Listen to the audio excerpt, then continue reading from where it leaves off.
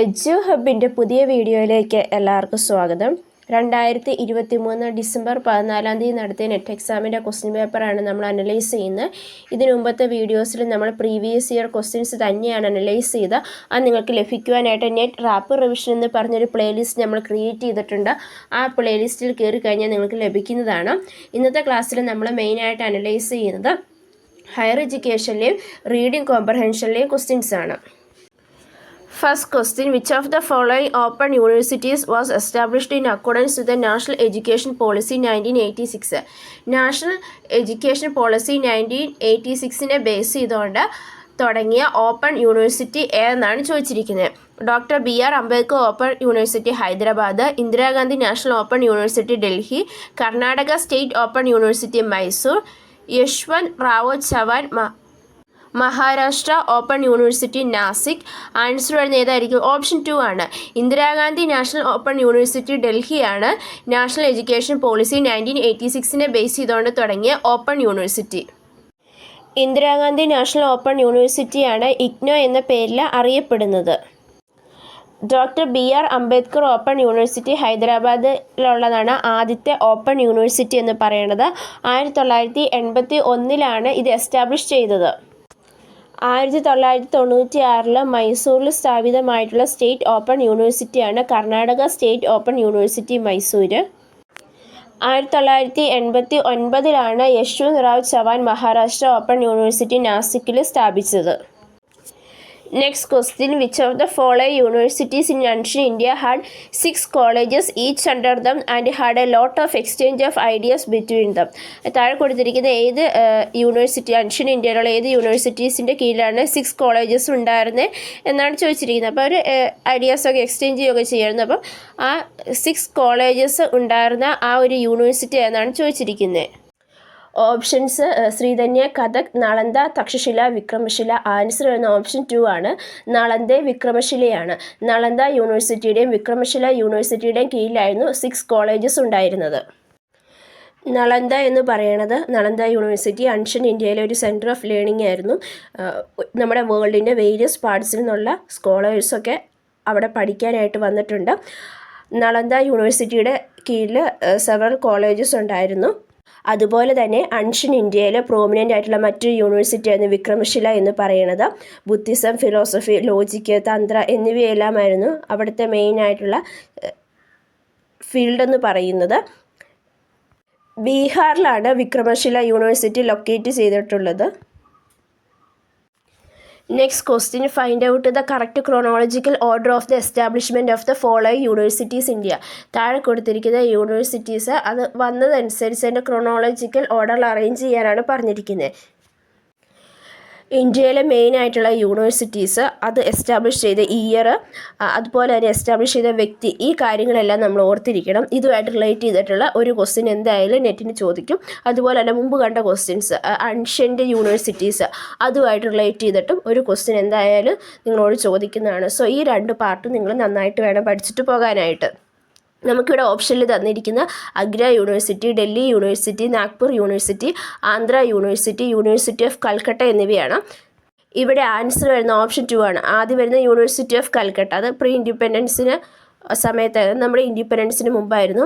അതിനുശേഷം Delhi university, then Nagpur university, then Andhra university, ലാസ്റ്റാണ് Agra university വരുന്നത്. യൂണിവേഴ്സിറ്റി ഓഫ് കൽക്കട്ടയാണ് കൽക്കട്ട യൂണിവേഴ്സിറ്റി എന്നറിയപ്പെടുന്നത്. അതൊരു പബ്ലിക് സ്റ്റേറ്റ് യൂണിവേഴ്സിറ്റിയാണ്. വെസ്റ്റ് ബംഗാളിലാണ് അത് ലൊക്കേറ്റ് ചെയ്തിട്ടുള്ളത്. ഇത് 1857 എസ്റ്റാബ്ലിഷ് ചെയ്തത്.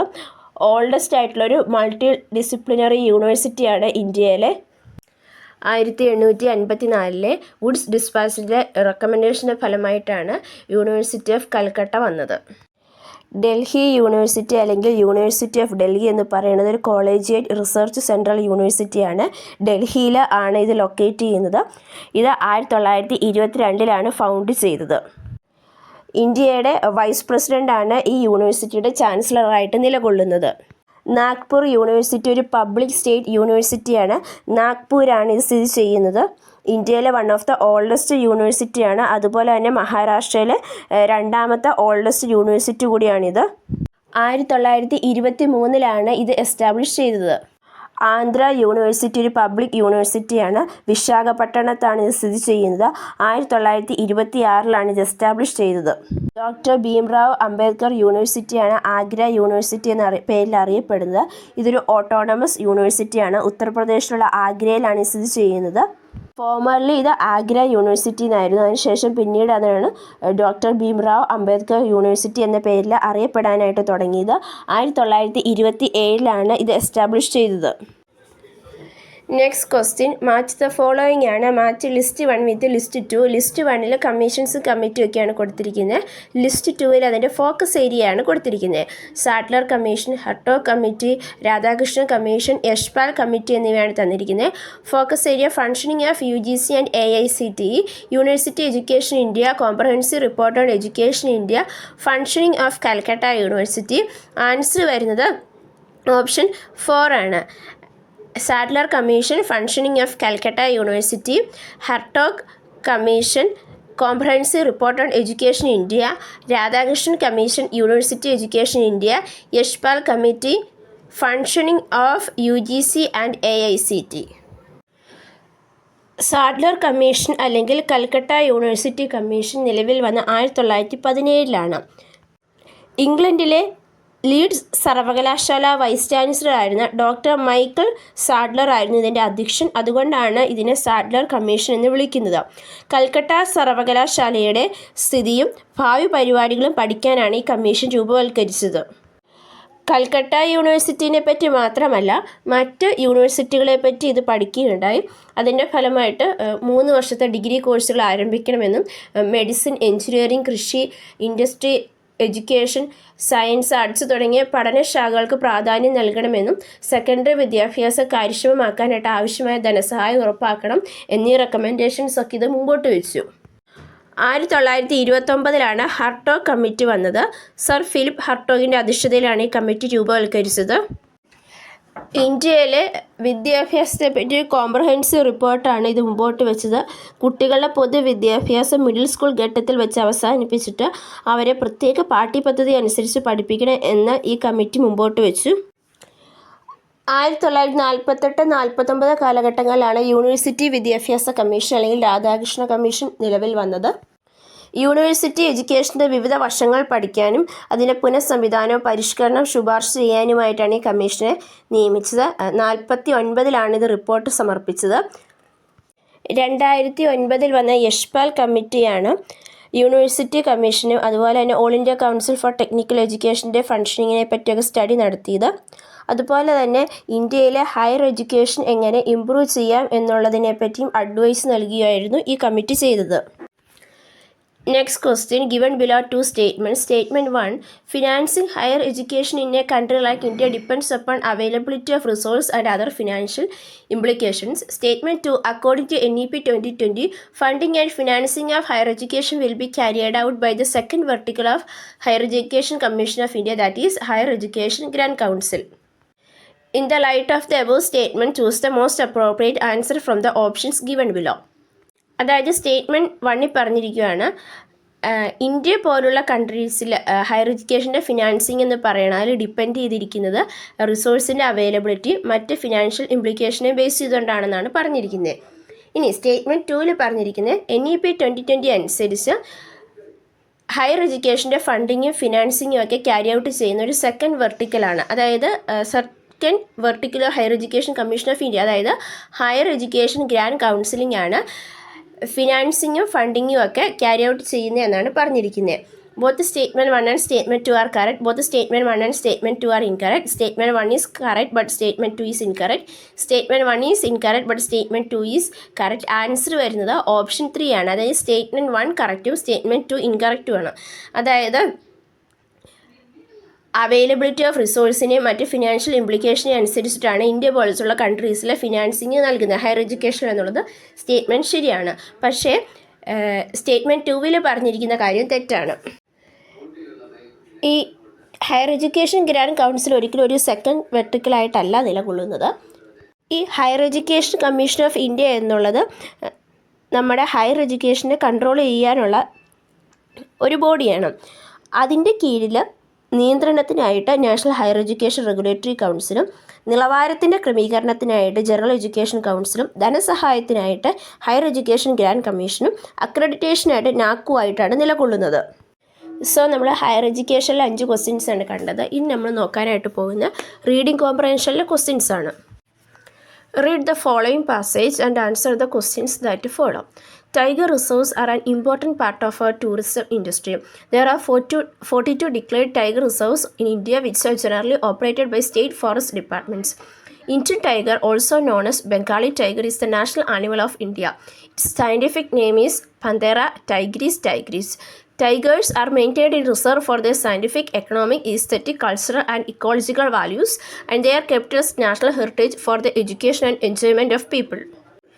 അതായത് ടൈഗർ റിസർവേഴ്സ്, അതായത് കടുവയുടെ ആ സംരക്ഷണ കേന്ദ്രം എന്ന് പറയുന്നത് ഇന്ത്യൻ ടൂറിസം ഇൻഡസ്ട്രിയുടെ ഒരു മെയിൻ ആയിട്ടുള്ള പാർട്ടാണ്. 42 ഡിക്ലെയർ ആയിട്ടുള്ള ടൈഗർ റിസർവേഴ്സാണ് ഇന്ത്യയിലുള്ളത്. അത് സ്റ്റേറ്റ് ഫോറസ്റ്റ് ഡിപ്പാർട്ട്മെൻറ്റാണ് അത് ഓപ്പറേറ്റ് ചെയ്യുന്നത്, അത് മെയിൻറ്റെയിൻ ചെയ്യുന്നത്. ഇന്ത്യൻ ടൈഗേഴ്സിനെ നമ്മൾ ബംഗാൾ ടൈഗർ എന്ന് പറയുന്നുണ്ട്. അത് ഇന്ത്യയുടെ നാഷണൽ ആനിമലാണ്. അതിൻ്റെ സയൻറ്റിഫിക് നെയിം എന്ന് പറയുന്നത് പന്തേര ടൈഗ്രീസ് എന്നുള്ളതാണ്.